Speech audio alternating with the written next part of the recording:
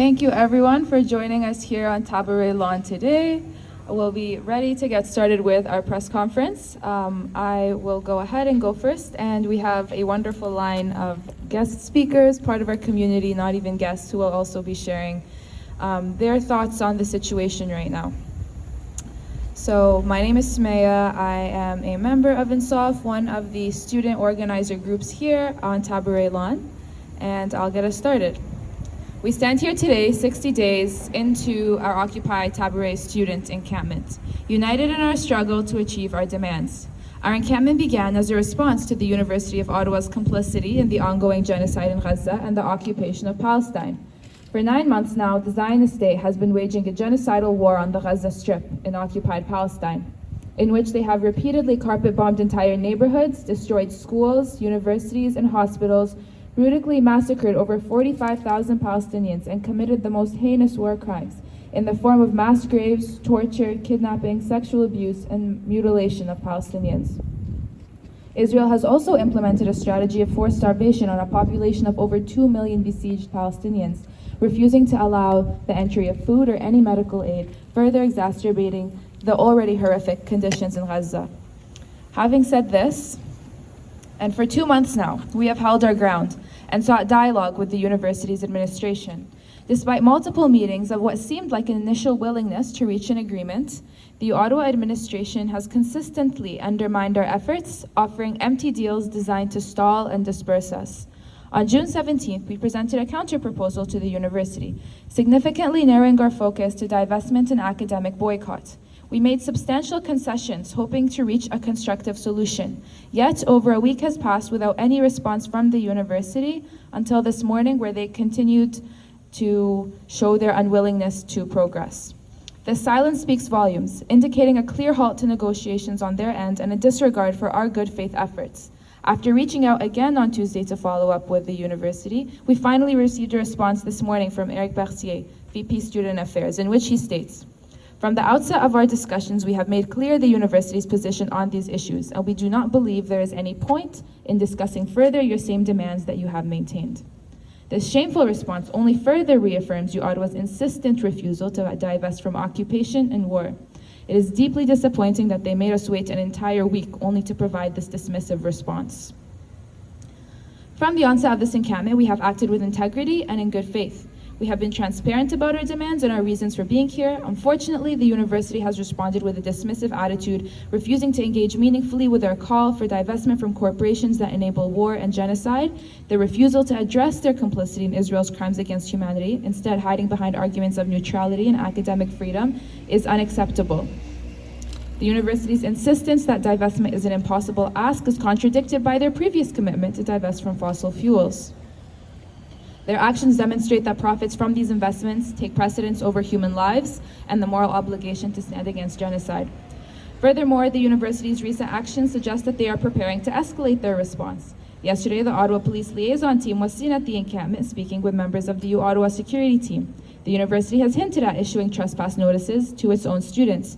It's deeply concerning and outrageous that the university is considering deploying police forces against students who have been peacefully protesting for 8 weeks, especially since they will undoubtedly be violent, as we've seen over the weeks in the protests.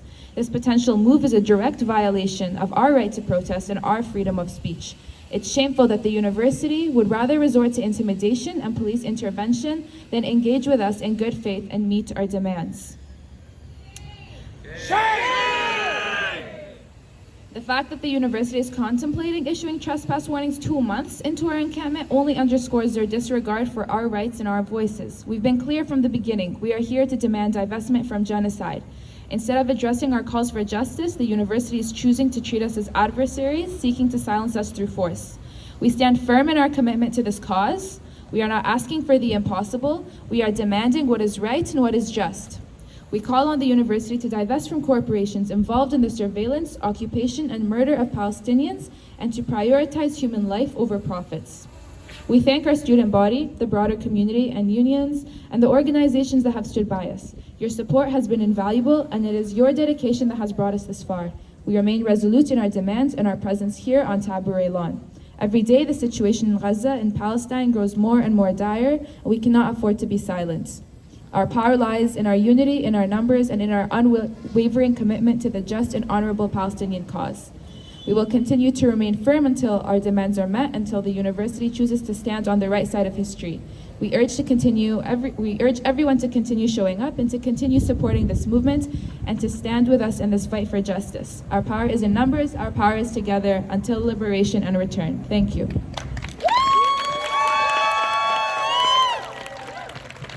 Shame on the Ottawa University! Shame! Sell out!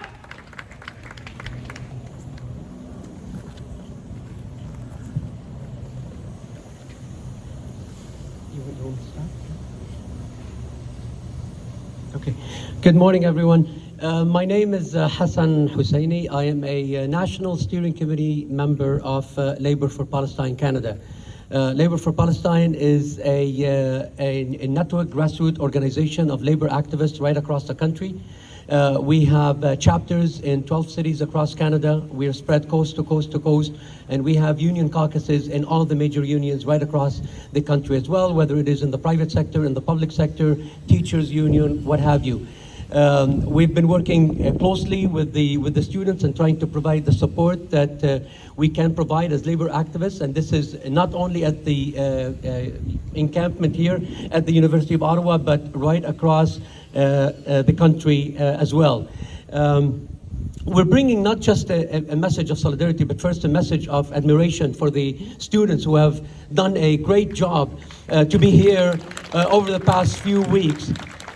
We stand fully behind them, unconditionally behind them, behind their efforts to compel the university to disclose and divest. These are legitimate demands. I'm not going to go over the details of what's been happening in Gaza. Everybody knows the genocide that is taking place. What we know is even the tip of the iceberg in terms of the death and destruction that Israel has exacted on the people of Gaza and the people of the rest of Palestine. We are in total and unconditional solidarity with them. As a labor activist, as a labor negotiator, we know what negotiations is all about, and we can tell when a party engages in bad faith negotiations. And that's exactly what the University of Ottawa administration has done. They have been dismissive. They have come to the table, but they didn't approach these negotiations in any good faith at all.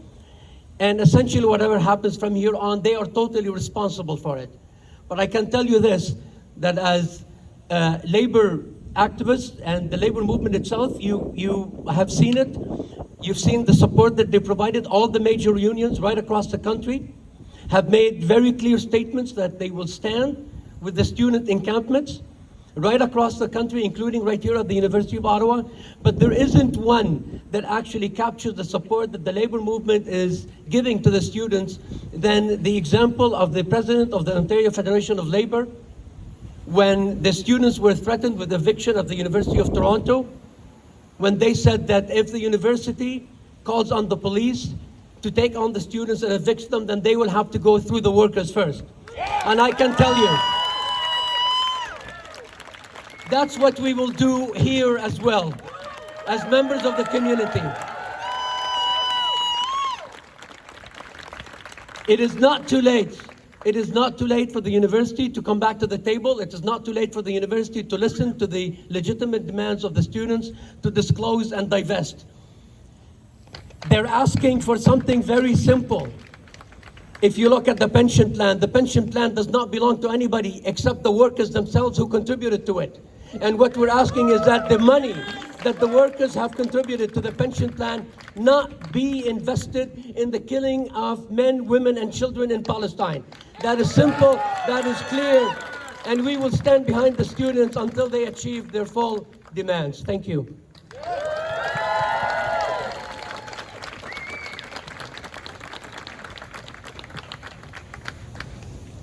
Good morning.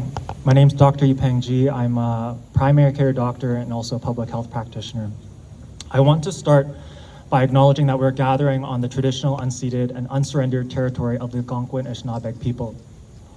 It is a shared collective responsibility to fight for the liberation of Indigenous peoples around the world from Turtle Island to Palestine, to oppose structural oppression and racism in all of its forms, in how it dehumanizes and facilitates the genocide of Indigenous, First Nations, Métis, and Inuit peoples on Turtle Island, and the genocide of Palestinian people in Palestine as a manifestation of the ongoing Nakba.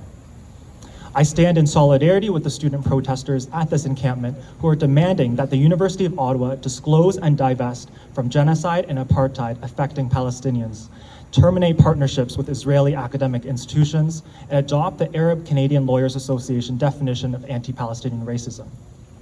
I have spent 8 years at the University of Ottawa as a medical student and resident physician trainee.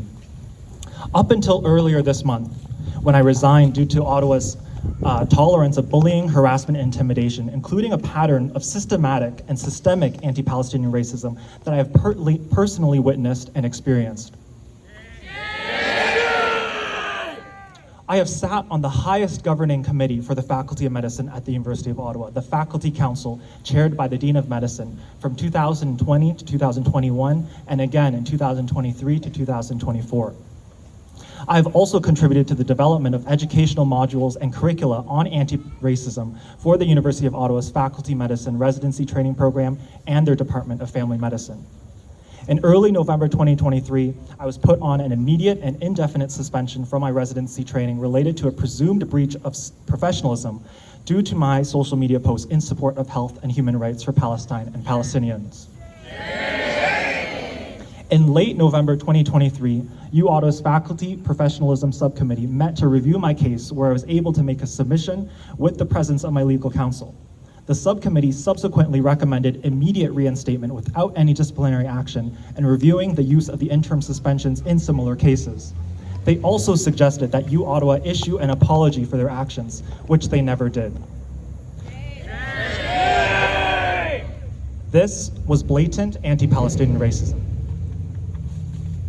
Anti-Palestinian racism is a distinct form of racism that seeks to silence, exclude, erase, stereotype, and dehumanize Palestinians and their allies. It is a form of racism that disregards the Palestinian identity and rationalizes the violence inflicted upon Palestinians in societal, institutional, and political settings. Anti-Palestinian racism extends beyond Palestinians alone to include allies who express support or criticize the state of Israel for their treatment of Palestinians, frequently labeling them as inherently anti-Semitic or a terrorist threat or sympathizer. The mischaracterization of pro-Palestinian voices often results in severe sanctions and disciplinary actions that profoundly impact the livelihoods of Palestinians and their allies, a practice which has been advised against by the Office of the United Nations High Commissioner for Human Rights. For U Ottawa to call in the police to dismantle this encampment and to not engage in negotiations with the students in good faith is an attack on democratic and academic rights to free speech and protest, and is rooted in anti-Palestinian racism. I am part of a collective called HAP, or Health Workers Alliance for Palestine, and we are a group of health care workers and learners that have come together in solidarity with Palestine and the Palestinian people, driven by principles of social and environmental justice and liberation of oppressed people everywhere. Our group includes Palestinians and allies of different ethnic, cultural, and religious backgrounds. We are in support of the student protesters for this encampment at U Ottawa, and we demand that U Ottawa returns to the negotiating table in good faith. To also put an immediate end to the egregious anti-Palestinian racism that I and many others have experienced firsthand.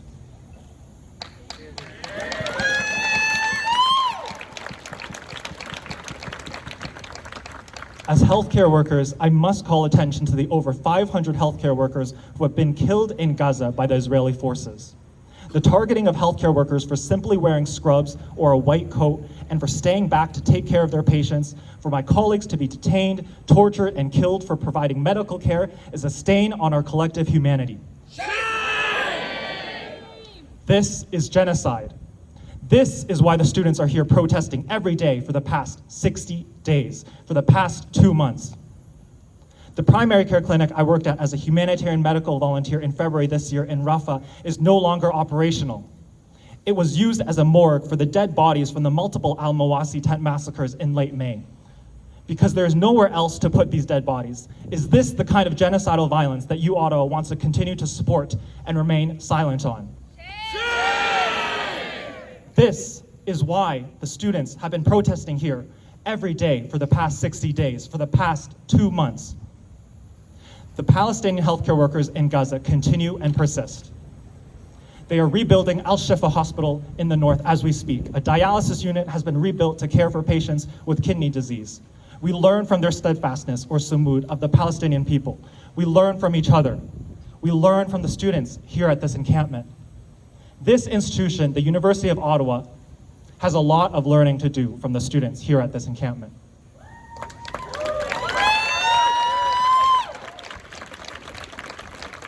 We will hold the institution accountable. We will hold the University of Ottawa accountable. When you know better, you must do better. And it's about time that this institution, that the University of Ottawa, does better. Thank you.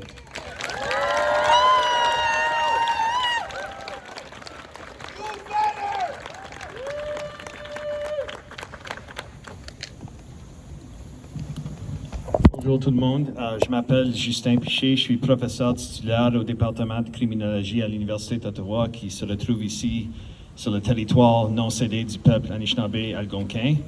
Je suis également membre de faculté pour Palestine. Je suis ici en solidarité avec les étudiantes et les autres organisateurs du campement de Tabaret, ainsi qu'avec mes collègues universitaires et mes amis du mouvement syndical pour communiquer 4 points simples. Donc, on sait que durant la dernière campagne militaire à Gaza, qu'il y a quasiment, au-delà, 40 000 personnes qui sont mortes. Il y a près de 2 millions de personnes qui sont déplacées. On sait qu'il y a des foyers entiers, des quartiers et même des universités comme celle où nous nous retrouvons actuellement aujourd'hui qui ont été rayées. Si nous étions à Gaza en ce moment, nous, les étudiants, les professeurs d'université, n'aurions nulle part pour aller, pour étudier ou faire de la recherche. En fait, un certain nombre d'entre nous seraient blessés, mutilés ou morts. Puis ce type de violence génocidaire continue. Numéro 2, les étudiants d'Occupy Tabaret, qu'ils ou elles soient juifs, musulmans ou d'autres foi religieuses ou sans aucune foi religieuse, sont ici depuis 2 mois, occupant et partageant l'espace, partageant leurs connaissances et leurs expériences, partageant la nourriture et s'offrant les uns et les autres des soins et de la compassion. Ils se sont protégés les uns et les autres malgré le harcèlement et les attaques de groupes extrémistes. Leurs revendications sont simples et raisonnables. Elles exigent que l'Université d'Ottawa révèle ses investissements dans le complexe militaro-industriel et se désengage des profits de guerre liés au génocide en cours en Palestine. C'est pas mal simple. Numéro 3, au cours des derniers 2 mois, l'administration a menacé de graves conséquences, c'est leurs mots, pas les miennes, vis-à-vis les personnes qui ont organisé cette action pacifique. L'administration n'a pas négocié de bonne foi, a reculé de la table de négociation et semble se préparer pour un lancement d'avis d'intrusion et à ce que la police démantèle ce campement pacifique au risque d'arrêter ses propres étudiants. D'arrêter leurs propres étudiants. Voyons. Le message que nous adressons à l'administration de l'Université d'Ottawa est clair. Faites votre part pour mettre fin au génocide en Palestine. Faites votre part pour travailler à la libération, à l'autodétermination et à une paix juste en Palestine. Et retournez à la table de négociation avec les représentants du campement pour trouver un moyen de désinvestir des bombardements, de l'occupation et de l'apartheid qui se poursuit en Palestine. OK? Reviens à la table. Enfin, numéro 4. Les personnes ici présentes n'ont pas besoin d'être menacées par les responsables de l'Université d'Ottawa. C'est ça que tu fais. Les étudiants, le personnel, les professeurs et les alliés ici n'ont pas besoin d'un siège policier comme celui que nous avons vu à Columbia ou ailleurs, qui sera et dont on se souviendra comme une erreur si jamais il est ordonné. Nous avons besoin d'action. Si l'administration de l'Université d'Ottawa envoie la police pour arrêter les étudiants, la police devra également arrêter certains professeurs. Il devra également arrêter nos amis du mouvement syndical. Et si cela se produit alors qu'il existe un espace de dialogue et négociation, il y a un espace de négociation et de dialogue qui existe. Le président Frémont et son équipe n'auront que d'autre choix que de démissionner. Parce que tel geste indiquerait clairement qu'ils n'ont pas à cœur les meilleurs intérêts de leurs étudiants, de leurs professeurs et de l'Université d'Ottawa. Les gens ici, vous savez, nous sommes ici dans une université. Une université censée de fonctionner où les arguments sont gagnés avec le dialogue, la logique, des faits et des meilleurs arguments. C'est ça qui est censé de prévaloir ici, pas la force, n'est-ce pas? Donc, je vous remercie. Je fais-tu ça en anglais aussi? Ou... Do I do this in English too? Okay, all right. Okay, I'll tell them in English as well. Maybe this will go a bit smoother. My name's Justin Piche. I'm full professor in the Department of Criminology at the University of Ottawa, which is situated on unceded and unsurrendered Algonquin and Anishinaabe territory. I'm also a member of Faculty for Palestine. As I said earlier in French, I'm here standing in solidarity with students and other Occupy Tabaret organizers, as well as my university colleagues and labor movement friends, to convey 4 simple points. Number one, there's been over 40,000 people killed in Palestine and nearly 2 million people who have been displaced, according to recent estimates. Entire households, neighborhoods, and even universities like the ones we're at now have been wiped off the map. So if we were in Gaza right now, we university students and professors would have nowhere to go to study and conduct research. In fact, a number of us would be injured, maimed, or dead. This kind of genocidal violence is ongoing, and that's shameful. Okay, number 2, student and other Occupy Tabaret organizers of Jewish, Muslim, and other faiths, or no faiths at all, have been here for 2 months, occupying and sharing space, sharing their knowledge and experiences, sharing food, and offering care and compassion to each other. They have kept each other safe, even amid vigilante harassment and attacks, extremist harassment and attacks. Their demands are simple and reasonable. They're demanding that the University of Ottawa disclose its investments in the military-industrial complex and divest from war profiteering vis-a-vis the ongoing genocide in Palestine. Does that not sound reasonable to you all? So number 3, over the past 2 months, the administration has threatened, and I quote, this is their words, not mine, serious consequences for those involved in staging this peaceful action. The administration hasn't negotiated in good faith. They've retreated from the negotiating table and seem to be preparing to set the stage to issue trespass notices and for the police to dismantle this peaceful encampment. It is shameful. No, not even that. Risking the arrest of its very own students. Those of us standing here today have a clear message to the U Ottawa administration.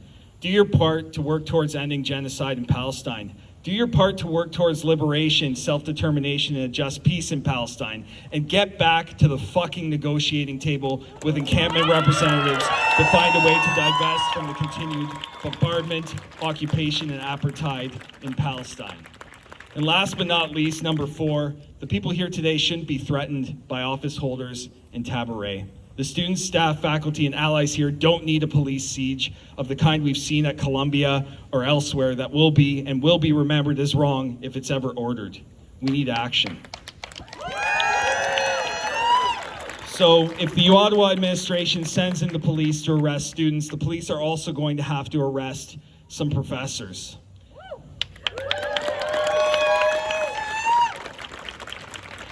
They're also going to have to arrest people in the labor movement.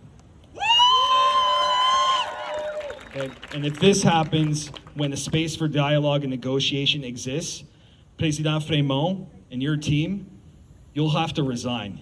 You need to resign if that happens. Because such a move would clearly signal that you do not have the best interests of your students, your professors, and the U-Ottawa community in mind. The people here, you know, we're here at a university that's supposed to function where arguments are won with logic, facts, and better arguments. That's what's supposed to prevail here, not force, right? All right, so let's get on with it. Let's get this done through negotiation. Thanks, everyone.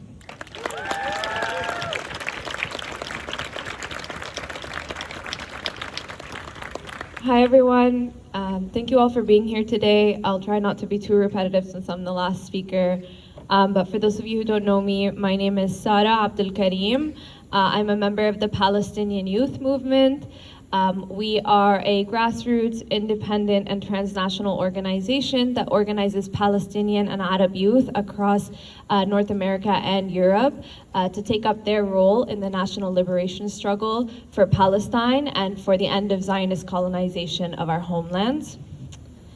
As we all know, and as my fellow speakers have mentioned, we have been living through and witnessing a genocide for nearly 9 months now. Many of us have been doing this work, organizing to call for an end to this genocide, call for an end for institutional support from Canada for this genocide for the past 9 months. Many of us are exhausted, but despite that refuse to give up this fight because it is the right fight and it is our responsibility and our duty.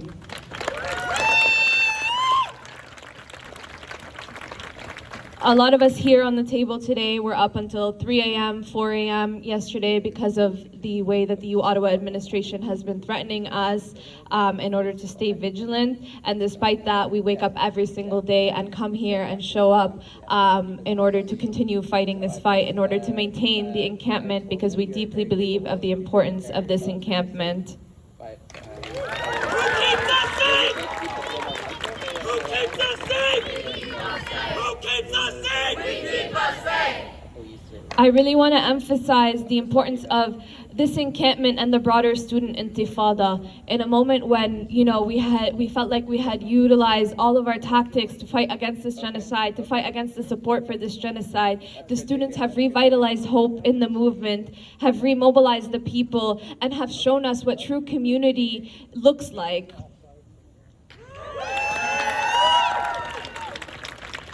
And we as community members are extremely proud of these students and these student organizers who have been leading this movement. And we will continue to support them consistently, and we have been supporting them in various ways, whether it be through donations of food, through bringing protests to Tabaret Lawn in support of the encampment, and most importantly, through programming. I really want to highlight that what the students have built here and what U-Ottawa is threatening is so much more than a simple sit-in or a protest. The students have built a truly popular university for Gaza, where every single day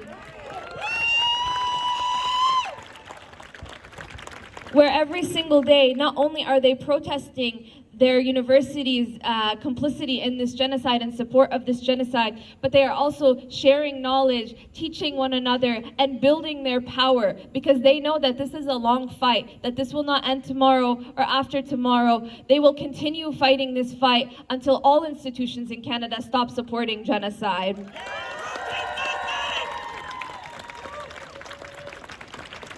The students are setting an example for what universities should look like, for what these types of institutions should look like: community care, knowledge sharing, and power in numbers. And yet, instead of supporting this, the university is threatening this. Shame.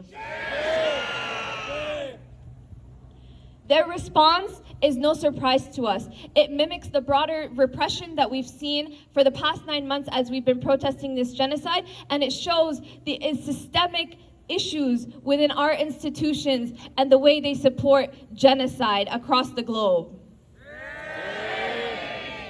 And especially in this moment, we are seeing more and more accounts of torture, of brutality coming out of Gaza.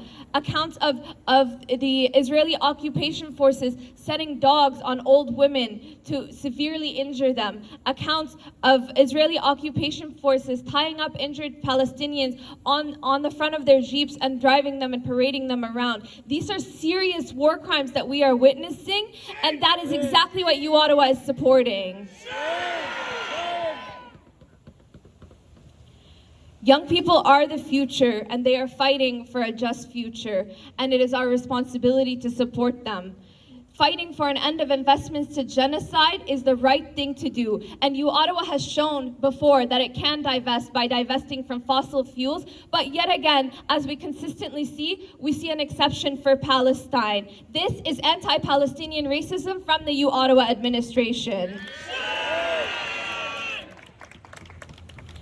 We, as community members, are extremely concerned by the threats of violence that the U Ottawa is engaging in against our young people, against our students. And so we will continue to be here every single day. We will continue to come out and support however we can in order to support the students' demands. And we hope that the university meets these demands because they are critical and very important. And we all must support their demands. Thank you so much.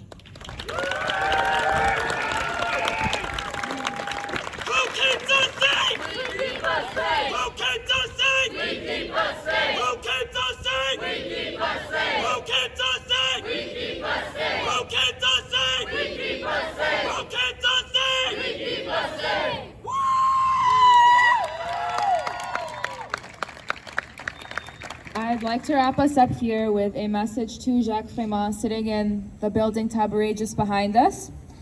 Dans l'ensemble, nous savons que la menace d'intrusion de violence est un moyen de nous résoudre, plutôt que d'engager des négociations de bonne foi. L'insistance de l'université à être impliquée dans l'occupation, la guerre et le génocide est un spectacle de leur vraie valeur. Et en tant qu'étudiants, nous sommes extrêmement disappointés. Malheureusement, nous ne sommes pas choqués. Overall, we know the threat of trespass and violence is a means to disband us, rather than engage in good faith negotiations. The university's insistence in being implicated in occupation, war, and genocide is a show of your true values, Jacques Frémont. As students, we're extremely disappointed, but unfortunately at this point, we're not shocked. Thank you.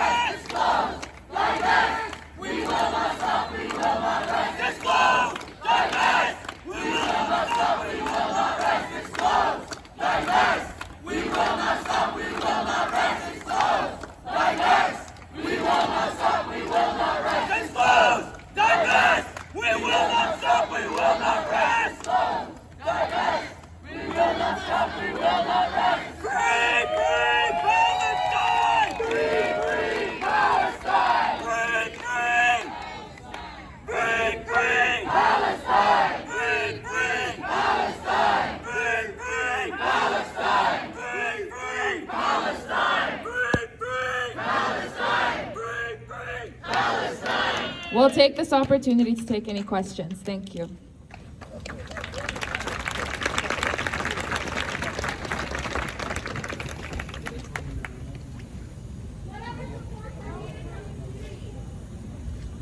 Question. We need bodies, especially as the police threaten, to come in, and we've seen them on the lawn before. Having bodies here to protect the students, to protect the protesters, to protect their right to freedom of speech, to protest all of the things that the university is threatening to take away. We need bodies on the lawn.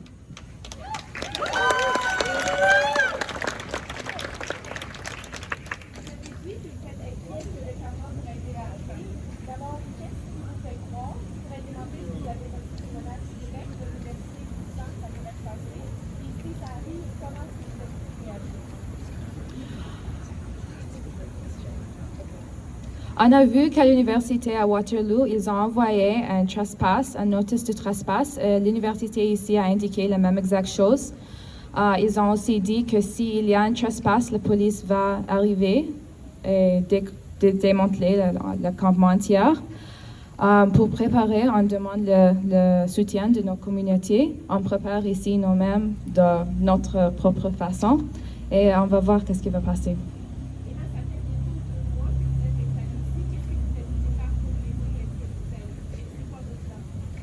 On reste ici jusqu'à les demandes sont faites.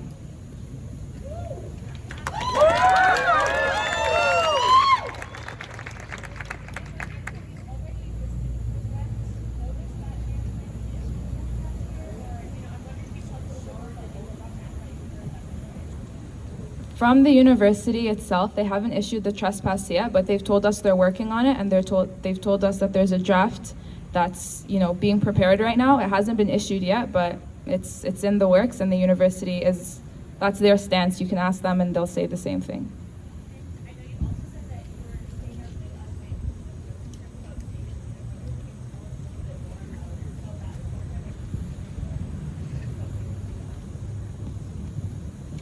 Yeah, so with the threat of trespass also comes the threat of police brutality. As we said, we refuse to leave until our demands are met.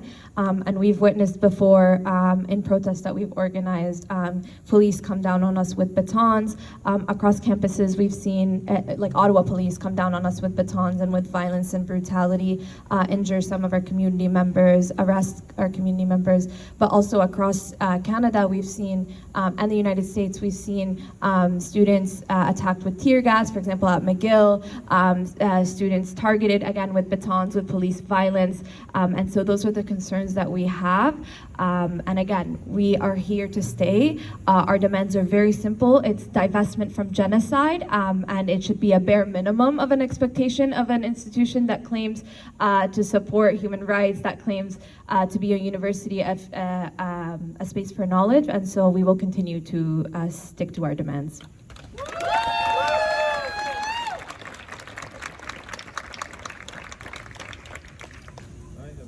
My question to Hassan Husseini, you mentioned and emphasize if the police want to arrest the student, they have to go through the workers and unions. How many members you are? What I mentioned as well is that right before the threat was issued to the University of Toronto Encampment, that the president of the Ontario Federation of Labour, Laura Walton, has indicated in a letter to the university that unless the university backs off, if they try to bring the police in to forcibly move the students, then they will have to go through the workers first. And I can tell you that at that time, when it came down to it, the Ontario Federation of Labour brought hundreds of workers to the picket line that morning when the police were being threatened, or rather when the encampment was being threatened by the police. We will do the same thing here, right? We will put out a call for workers right across the city to come down. We can tell you that a couple of weeks ago, the Ottawa District Labour Council, which represents has 45, over 45 different unions representing federal, provincial, municipal workers in the city, took a position in support of the encampment and gave a donation to the encampment, and they are ready to do whatever it takes to make sure that the students are not attacked and that their democratic right to protest is safeguarded, as all unions have indicated right across the country that they will help them out if there is a police crackdown.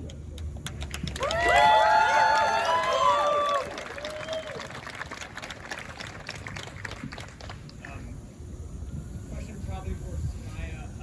I know at the end of May there was an updated list of holdings.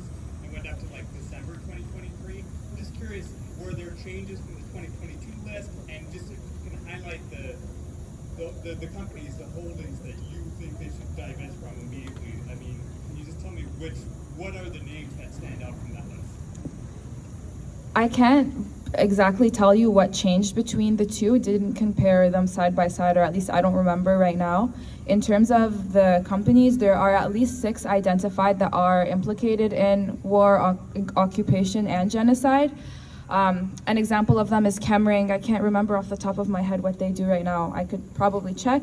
I think it was some sort of, it's a technology company. There's Axon Enterprises as well.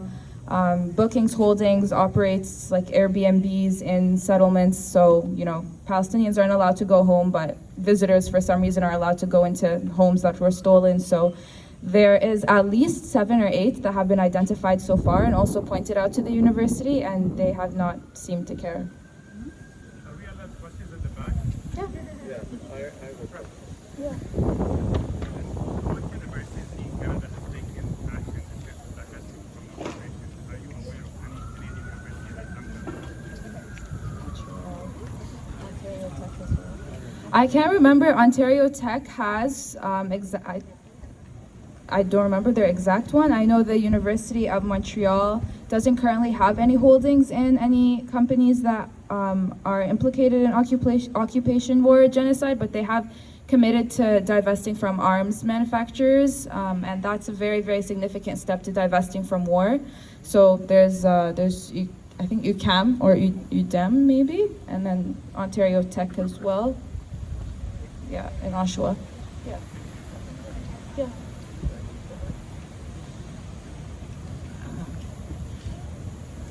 Hi, Stuart Ryan with news correspondent for People's Voice. What should the labor movement and the students do when this genocidal war is over?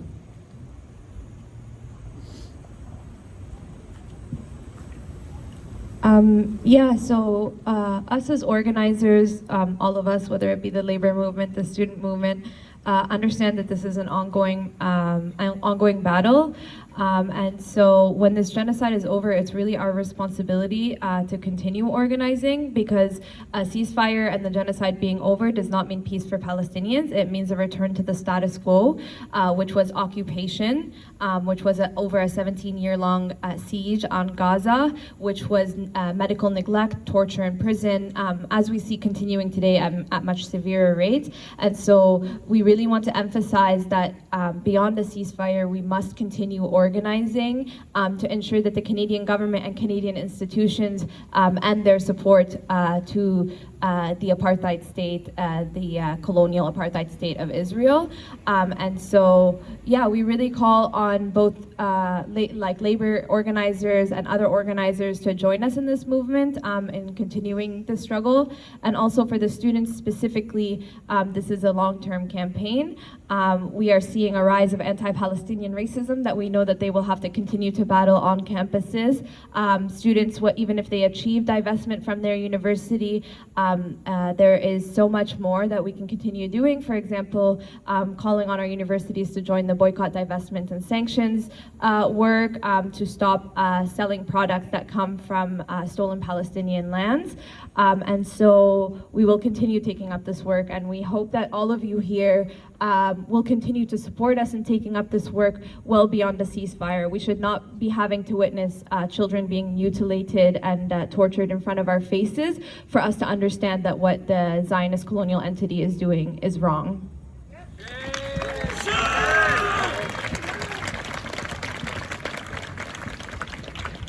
Vous savez combien de tentes d'encampement et il y a combien de personnes qui couchent là la nuit vraiment?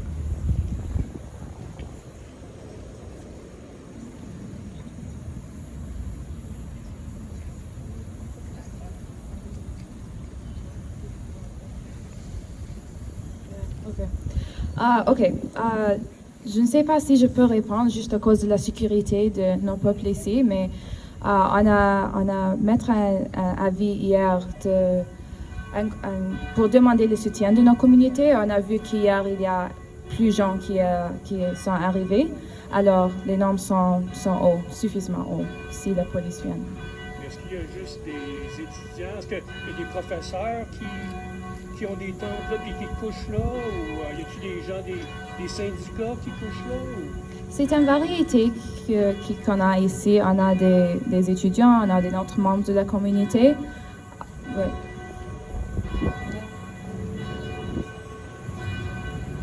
That's all. Thank you for being here today.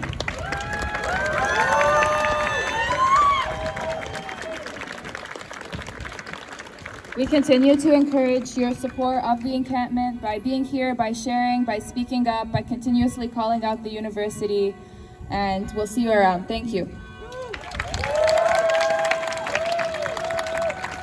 Free, free! Palestine! Free, free! Palestine! Free, free! Palestine! Free, free! Palestine! Free, free! Palestine! Free, free! Palestine! Free, free! Palestine! Free, free! Palestine! Free, free! Palestine! From the river to the sea! Palestine!